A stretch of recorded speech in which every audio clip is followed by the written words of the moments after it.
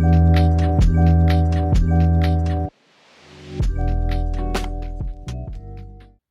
everyone, welcome to an attempt to understand with myself, Adam Dean. Thank you for joining me again. That was your first time. Welcome. Hope you're having a great day so far. So, today I am speaking about turning 25 is a lie. Okay, it's a lie, people. It's a lie. Now, what do I mean by that?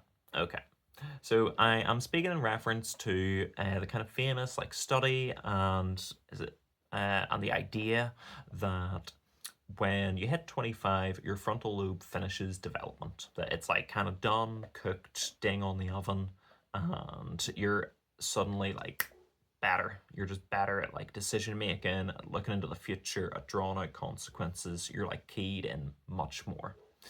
And I think it's a very popular belief, that have, and certainly one that I had for a long time, until pretty damn recent, to be honest. And I basically want to speak about that today and how that was a misunderstanding, I guess, or a miscommunication, and kind of the knock-on effects of it. So, really originally it came from a study. It came from a study that measured up to the age of 25. So they're starting with like kids or whatever, teenagers, and they're studying the cycles of your brain development and measuring it in different ways.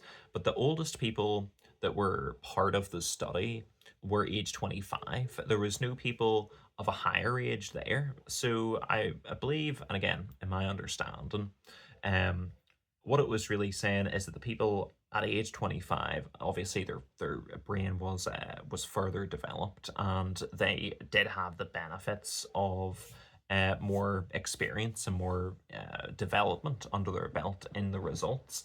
But it is not that your brain finishes development at a certain age. Your brain is always developing throughout your lifetime. It's always changing and growing and all that different stuff. It's why obviously you're still getting stuff that affects your brain, like neurological conditions and stuff later in life. Your brain's always changing and it's always developing. So the idea that it's just like done growing at 25, that you're suddenly better, it's just false. But I think for a lot of people, it kind of becomes a little bit of an identity anchor. It becomes something that you can kind of feel a bad decision with because you're under 25, and you can almost believe a bit of a naivety about yourself, you know um and really, if you're trying to be more understanding of yourself, you should try to believe and remember that you need to keep growing. It is more about experience. I'm sure we've all met people who were older than ourselves that seemed much more childish than ourselves, and you can kind of think, wow, that person's really getting on like they're 21, and they're definitely not 21, you know. So it's really about experience. At least in my belief, it's about experience, and that shapes your decision making and your ability to look forward and see consequence, instead of magically turning 25 and you kind of feel your brain finally finish cooking.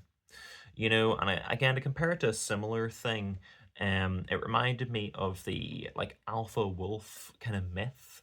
Again, the scientist behind that, he done like an outdoor study of wolves and their habitat and like how they raise their kids and stuff. And he wrote a book and came out with the explanation of the whole alpha wolf thing. Like there's an alpha wolf of the pack, and it's very twilighty and everything, and he's the biggest and the buffest and the best. And then you go to the betas and the blah blah blah blah blah, the rest of the ladder. And then that guy, I believe, he went on, completed further research into wolves, and was like, oh, this is not what's happening. It's not like an alpha wolf of the pack. It's just parents from what I remember. It's like wolves just act as parents to their cubs. Like they split duties and stuff like that. And yeah, he spent the rest of his life continuing to try to shut down like his book, essentially, to try to pull it off of shelves to stop the misinformation. But he just couldn't. It was too rampant. People love the idea, a narrative of there being a genetically, what would you say? I mean, not not more advanced, but a genetic set of traits that is very admirable that they could then put themselves into. Again, we'll not dive too much into it, but very much like the other um, ideologies of creating like an ideal vision of people and stuff like that. The whole alpha thing allows you to take kind of what I guess some people argue are attractive attributes of being like aggressive and controlling and I don't know, very reliable for defense. You can tell I'm not in that camp, I guess.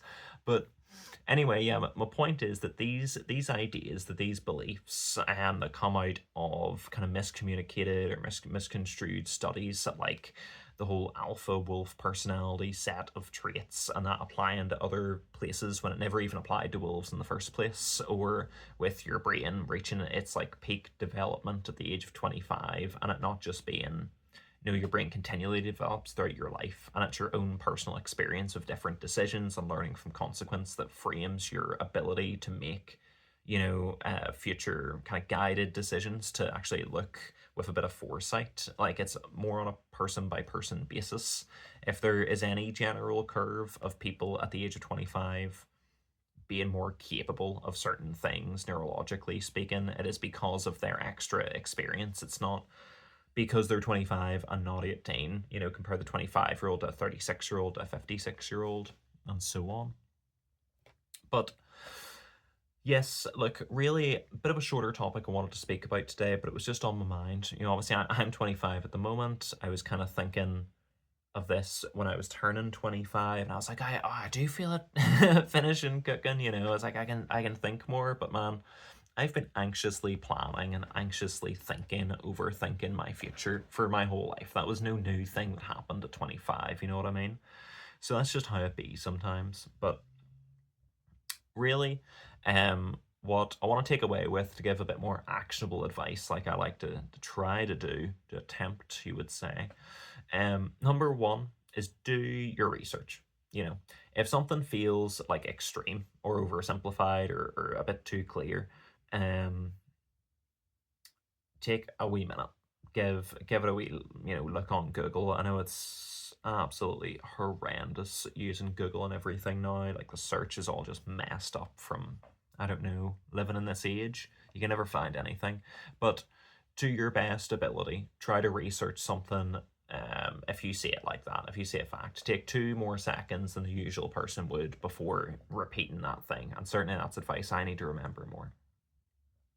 And secondly, and really most importantly, if you're going to take anything away from this, take this away, is like, don't define yourself by other people's ideas.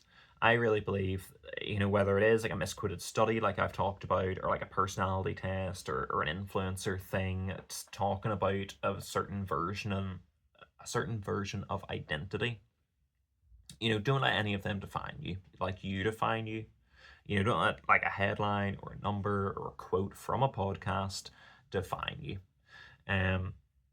I really do think that we can take kind of these lessons, these understandings of our capabilities at a certain age, or the certain patterns of personality that we maybe feel we do or don't match, and we let that impact like our actions and how we feel about ourselves. And I think the most important thing that we can do is to remember that that's not true. It is really tempting to let someone else tell you who you are. Everyone wants someone to dislike, and people love to hear who the enemy is and who is the cause of their problems. Just look at all the politics stuff. But people also love to be told who they are, that they're fantastic and great and inspiring and amazing, and that they should be proud to be themselves, and they're making a positive action. And I'm certainly trying my best, or a certain version of my best, to strive for all of those things. But really, do not attach yourself to a piece of information like that. Do not attach yourself to someone's message like that. Because, really the truth is that you're always growing, that you're always going to learn more, and that you are the only person that can define you. Like, no one else. So just remember that, and hopefully move forward with that. And if you ever read something that makes you feel a little bit or something speaking about, an identity type that you feel associated with, maybe either take a wee second and say, I don't need to let this affect me just because I am that, or take a wee second to think, well, maybe I'm not actually identifying with that identity. Maybe I shouldn't be thinking of myself in that term. Um, yeah. Okay, people. So, thank you very much again for listening on An Attempt to Understand here with Adam Dean. If you have felt connected to the message, maybe leave a wee comment down in, I don't know, the comments section. I mean, come on, people, you know where it is.